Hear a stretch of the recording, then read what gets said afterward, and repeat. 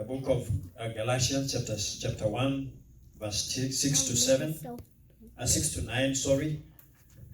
Galatians 1, 6 to 9. And Father, as we come to listen to your word, we thank you because this word is life. We thank you because you are imparting your thoughts and your wisdom upon us, so that we may be as you are in experience. Now that you have made us as Christ is in the Spirit, we pray that this word is going to be embedded in our spirits, and that we're going to be doers of it, so that we may experience the blessings that you have bestowed upon it, in Jesus' name. Amen. Galatians 1, 6 to 9, Paul says, I'm astonished that you're so quickly deserting the one who called you to live in the grace of Christ, and are turning to a different gospel, which is really no gospel at all. Evidently, some people are throwing you into confusion and are trying to pervert the gospel of Christ. But even if we or an angel from heaven should preach a gospel other than the one we preached to you, let them be under God's curse, as we have already said. So now I say again, if anybody is preaching to you a gospel other than what you accepted, let him be accursed. Let him be under God's curse. I read from NIV, so it might be different from what you're seeing on the screen. But the thoughts are the same. The words may not be the same, but the thoughts are the same. Now this is Paul that is writing to the church in Galatia. Galatia was the central region of Asia Minor. There is a place we call Asia Minor. The central region. In the central region, there was this city by the name of Galatia. And during his second missionary journey, Paul, with Silas and Timothy, visited the region of Galatia. And it was while he visited this place that he fell sick in Galatia. And that one detained him for some time in Galatia. And because of him being there, he was able to preach the gospel. If you read Galatians 4:13, it says, as you already know, it is because of an illness that I preached the gospel to you. So the sickness of Paul became an opportunity for him to preach the gospel of Christ in that place. Praise the name of the Lord. And if you look at the text, if I can read again verse 8 and verse 9, I want you to know this word. Paul says, but even if we or an angel should preach a gospel other than the one we preached, not the word, the one. So there was a specific kind of gospel that he was preaching to them. And if you look at verse 9, it says, as we have already said, so I now say again, if anybody is preaching to you a gospel other than what you accepted. Did you know those words? The gospel we preached to you, and then the gospel that you accepted. Meaning, the gospel that we came and presented to you, you accepted it. Now this word accept, now the word to accept, the word accepted in verse 9, in Greek it is the word paralambano. You don't need to know those words, but I want to convey the meaning of this word. It means to take to take with oneself. To join oneself to. In other words, they believed the gospel.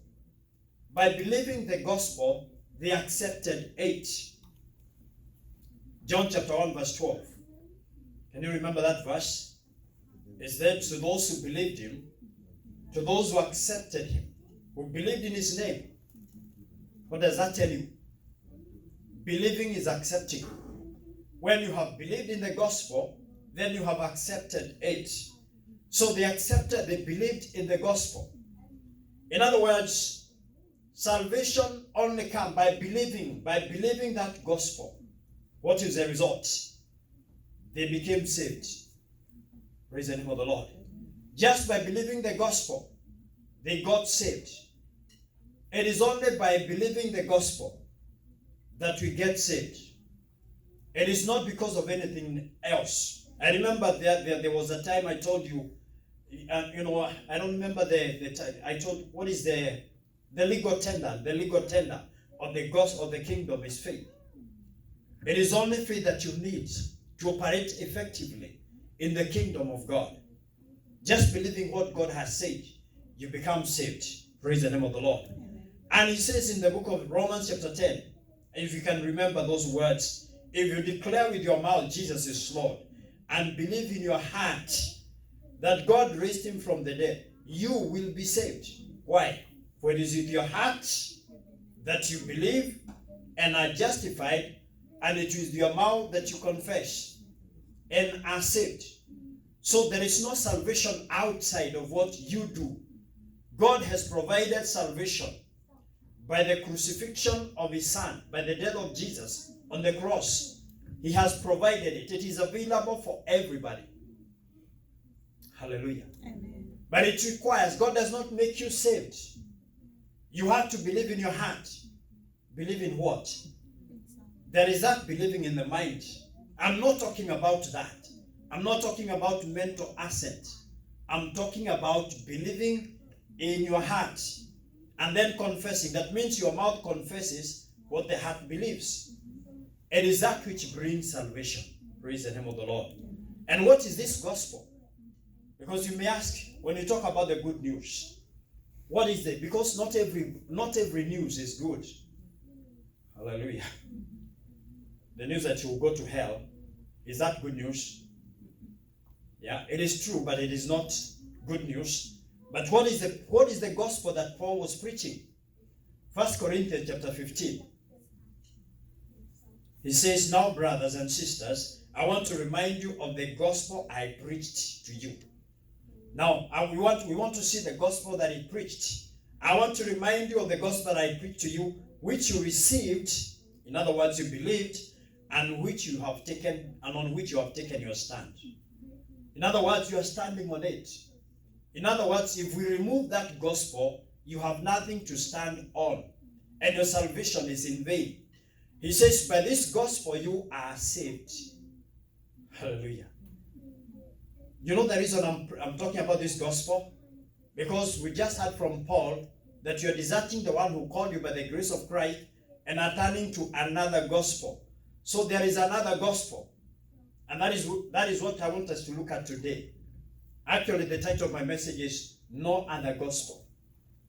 Hallelujah. Are you there? By this gospel, you are saved if you hold firmly to the word I preached to you. Otherwise, you have believed in vain. Verse 3. For what I received, I passed on to you as of first importance. Now, listen to this. That Christ died for our sins according to the scriptures. In other words, the death of Jesus was fulfillment of the scriptures. In this case, in this context, the scripture refers to the Old Testament, because the New Testament had not yet been written. Now he says, I passed on to you as of first importance that Christ died for our sins according to the scriptures, that he was buried, and that he was raised on the third day according to the scriptures. Now that is the crux of the gospel. Hallelujah. Not anything else is not the gospel. The gospel has to include these components. That Christ was crucified. And why did he die? He did not die because he deserved it. He died because I deserved to die, but he took my sins upon himself and died. And after dying, he was buried. And after being buried, he was raised on the third day. Hallelujah. So any gospel that excludes one of those is not the true gospel. Any gospel that does not include the death and the resurrection of Jesus. Why? Now, and that on the third day he was raised according to the scriptures. And by believing this gospel, just by believing that, what happened to them?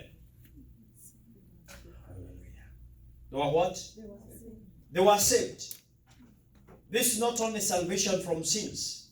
Yes, there is salvation from sins. but also deliverance from any other kind of bondage. Because salvation comes as a package. If you are saved from everything. Are you there? This is the crux of the gospel, according to the book of Romans chapter 4, verse 25. Can you give us on the screen?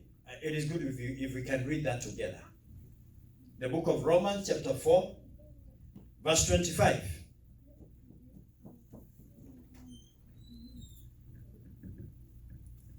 Because if you don't understand this, then you don't understand salvation. Who was delivered for what? We are going to read from the screen. Who was delivered for what? Offenses. He was delivered for our. What is this delivery? Delivered to the cross. He was given over to the cross for our offenses. So when he died on the cross, he had paid the debt of our sins. And then was raised again for what? These are two things. He was delivered over to the cross because of our sins. But then if that was the end, we would still not be justified. It is when he was raised from the dead that we got justification. You know what justification is? Justification is just as if you have never sinned. So that when God looks at you, it is as if you have never sinned. You are credited with the righteousness of God. And Abraham believed, and it was credited to him for righteousness. That is a commercial term. If we credit something into your account, that thing is yours. So what God did, he took his own righteousness and deposited it in the account. I told you have an account in heaven. He deposited it in the account of Abraham, so that Abraham became as righteous as God, despite the fact that he had so many faults in his life. He made so many mistakes. Yet when God looked at him, it was as if he has never sinned. Praise the name of the Lord. And now Paul was countering some false teachings that were coming through other apostles. And some of them were saying there is no resurrection. There is no resurrection. You know, the Sadducees believed there is no resurrection. Now Paul is dealing with this problem. Now let us look at it in the book of 1 Corinthians chapter 15, verse 12. 1 Corinthians 15, verse 12. Give us that. And let us read that together. 1 Corinthians chapter 15, verse 12. And I want us to go quickly. Now, if Christ be preached that he rose from the dead, how say some of you that there is no resurrection of the dead? How can some of you say there is no resurrection of the dead? Verse 13. But if there is no resurrection of the dead, then Christ is not risen. Because whatever happened to Christ also happens to us. If there is no resurrection, then even Christ was not raised from the dead. Verse 14. And if Christ is not risen from the dead, then our preaching is in vain, and your faith is also in vain. If Jesus was not raised from the dead, your faith is in vain. You'd better be eating something else at home and do away with anything Christian, because it is in vain. Verse 15. Look at what it says. Yeah, we have found false witnesses. The preacher of the gospel will be found to be false witnesses, because we have testified that God has raised up Christ, whom he raised not up, if so be that the dead are not raised.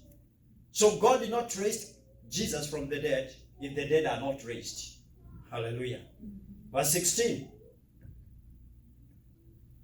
For if the dead do not rise, or rise not, then is not Christ raised. Let's go quickly, please. And if Christ be not raised, your faith is in vain. You are still in your sins. You are not justified. Verse 18. Then they also, which have fallen asleep in Christ, they are lost. They have perished. Verse 19. If in this life only we have hope in Christ, we are of all men most miserable. What is it that is making our life not miserable? Resurrection of Christ. Praise the name of the Lord. That is what Paul is trying to counter.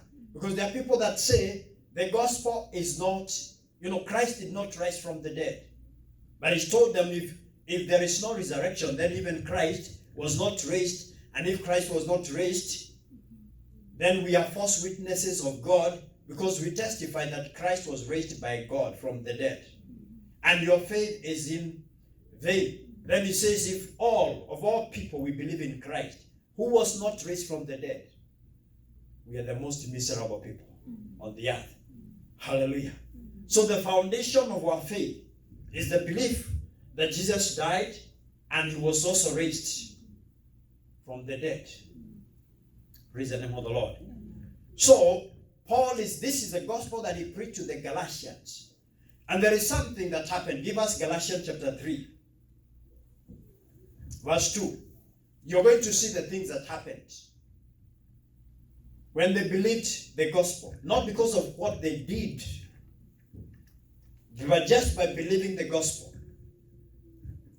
Now, Paul is asking a question here.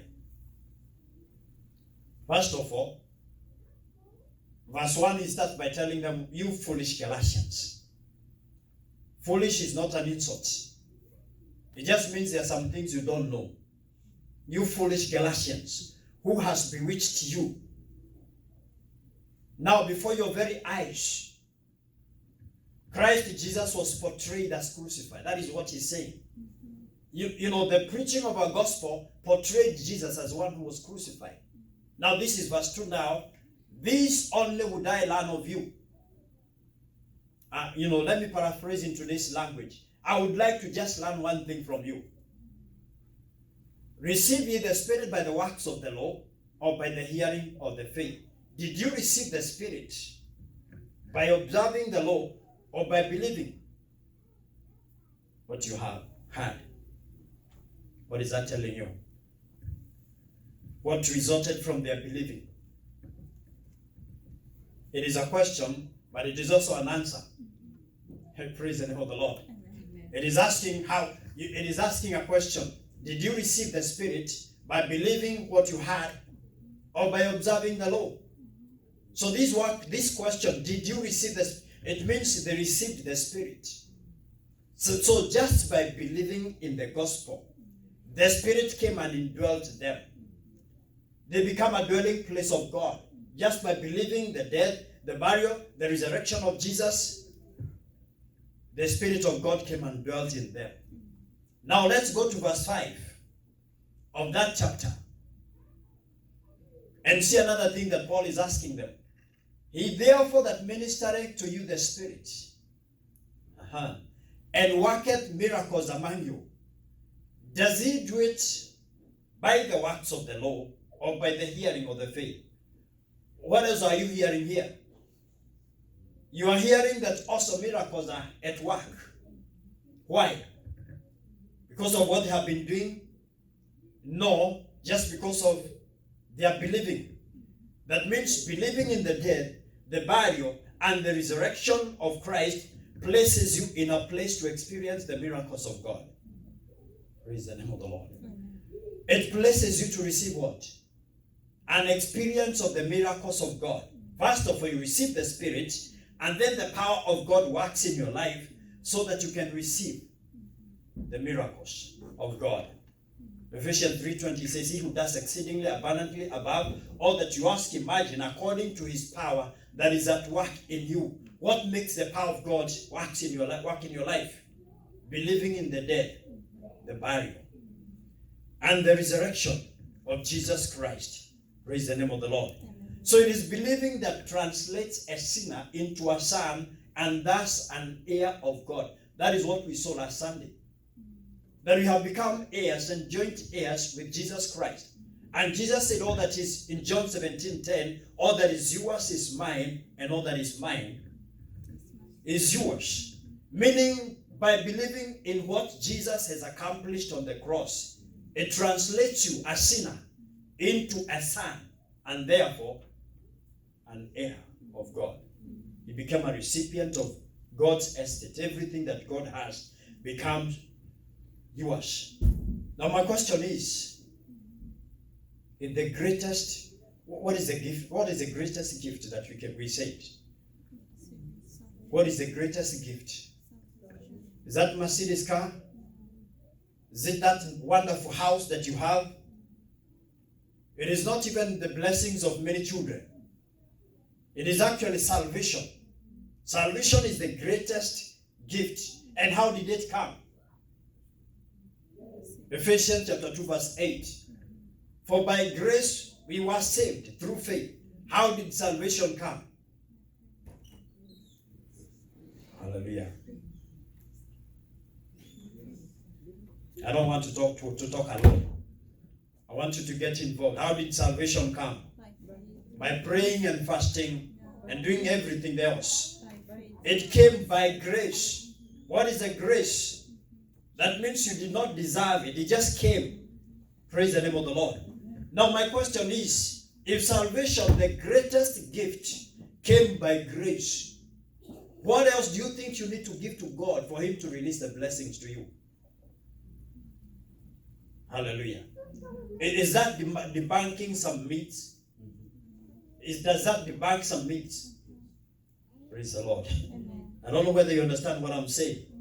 There is nothing else that you can give to God. If he gave you the greatest gift, that is salvation, just by grace, there is nothing else that you can give to God to get the lesser blessings, if I can call them that.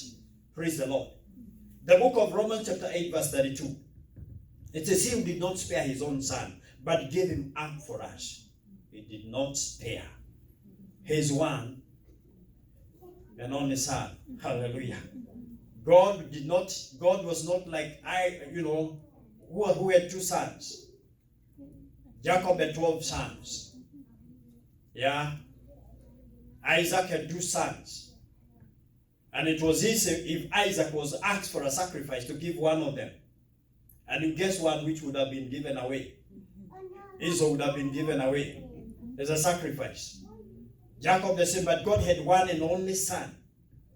And the reason he gave him for you is because of the love that he had for you. Praise the name of the Lord. If he gave you the greatest gift, he who did not spare his only son, how will he not also, along with him, give us that verse, please? Because there are some words I want us to see. Romans chapter 8, verse 32.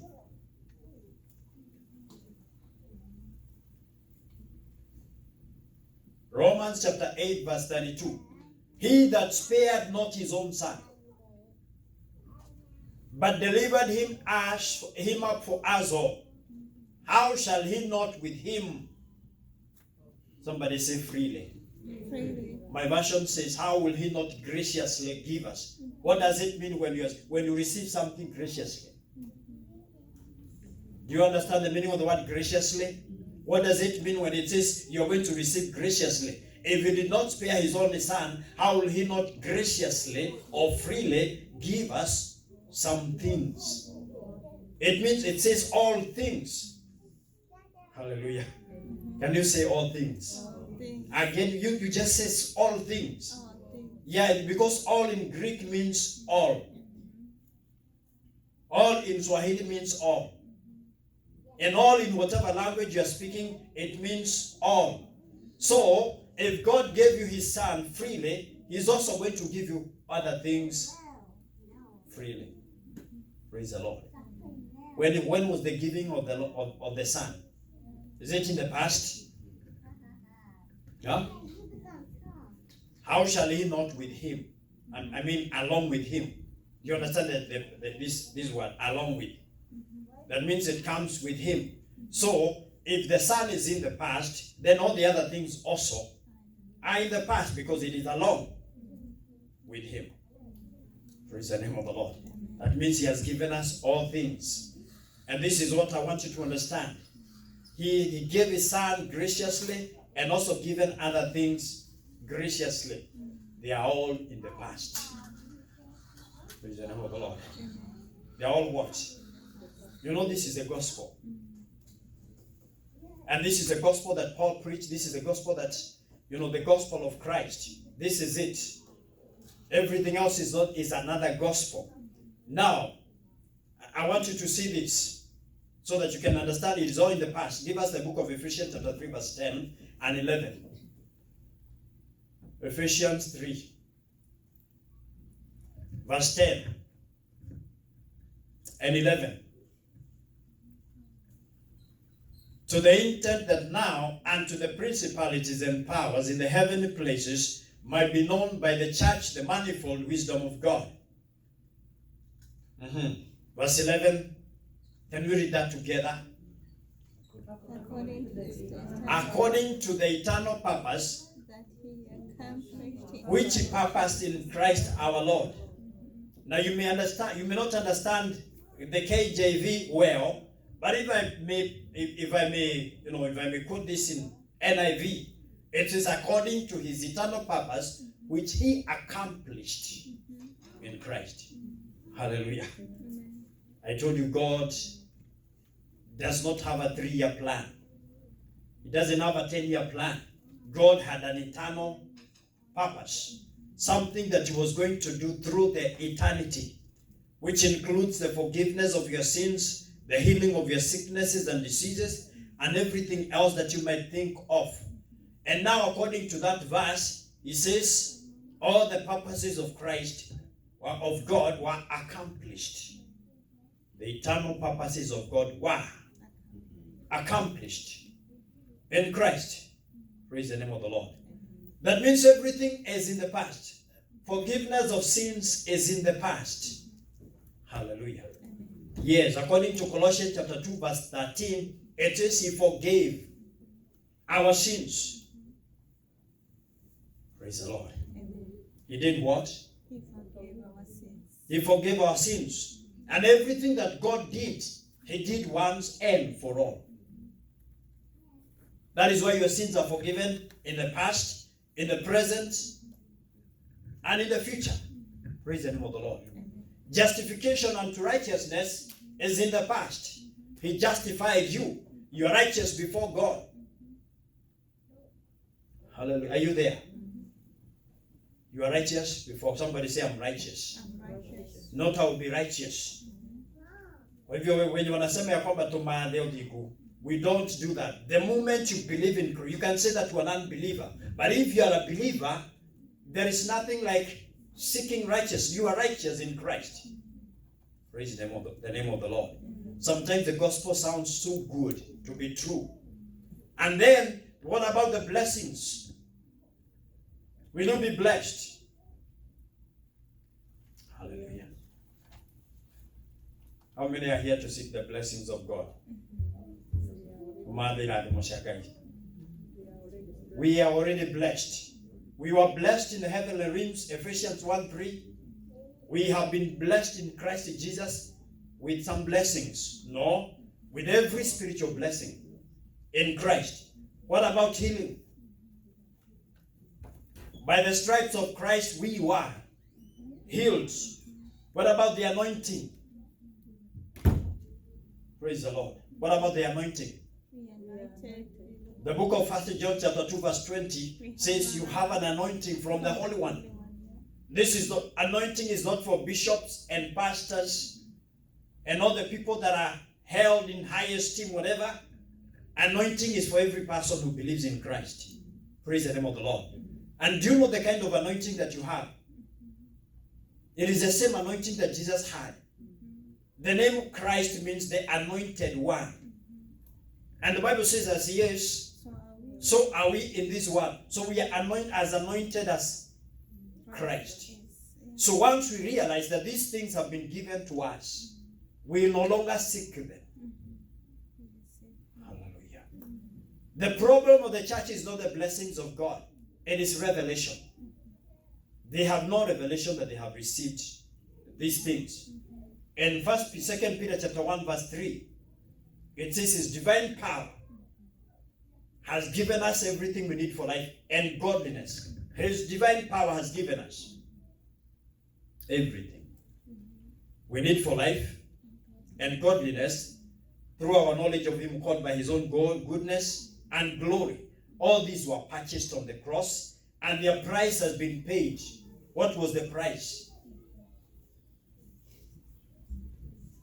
Hallelujah. His death. Did Jesus pay the price? Through his death and Praise the name of the Lord. Mhm. The price was actually Christ himself. The price is not something that God took and paid the price. The price was Christ himself. That has been purchased for you. Now I want to read a certain verse here in Amplified. Romans chapter 11 verse 29. You know what it says? It says the gift of God and his calling have no repentance. Now look at what Amplified says. For God's gift and his call are irrevocable. He never withdraws them. When once again they are given, he does not change his mind about those whom he gives his grace to, whom he sends his call. He does not do what? Change. For the gift of God and his calling are without repentance is a change of mind. God does not change his mind concerning what he has given to you. Praise the name of the Lord. If he gave you salvation, he cannot change his mind. You cannot be unsaved. Praise the Lord. Amen. If he gave you forgiveness, he cannot unforgive you. He cannot go back to what he has given to you. They have no repentance. And now this gospel, it is the one that Paul says, I cannot be ashamed of it. Because, why? It's the power of Christ and It has the power to save. save No, all mankind. he doesn't say the gospel has power. He says the gospel is God's power. So without the gospel, God has no power to save. Praise the Lord. God has invested his power in the gospel so that when it is preached, and when I'm talking about the gospel, I'm saying the true gospel, the one that has God's stamp of approval. That is the one that saves. It is the one that brings salvation. Praise the name of the Lord. Now, this message is not going to be very long. But there is something here Paul says in verse 6. He laments. It's a lamentation. He says, you are so quickly deserting the one who called you by the grace. He called you by grace, not because of anything that you had done. But there is some, you are deserting the one who called you by the grace and are doing what? You are turning to a different gospel, which is no gospel at all. Meaning it does not have God's recognition. This is not the gospel that saved you. And he says there are some people that are throwing you into confusion. And they are trying to pervert the gospel of Christ. Because those people had come to the Galatians. And they were preaching another gospel from what Paul had preached. And this is not the gospel that saved them. And they're trying to do what? To pervert. What is the meaning of the word pervert? Pervert the gospel. Do you understand the word pervert? Pervert the gospel.